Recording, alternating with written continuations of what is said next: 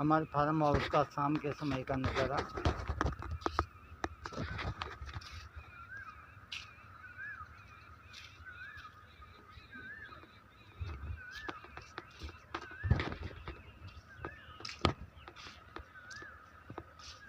ये मंदिर है इधर बालाजी और जुझार जी का।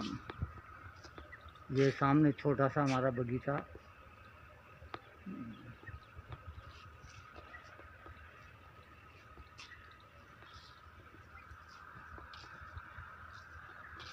ये मकान के पीछे की साइड में है पेड़ पौधों का बगीचा।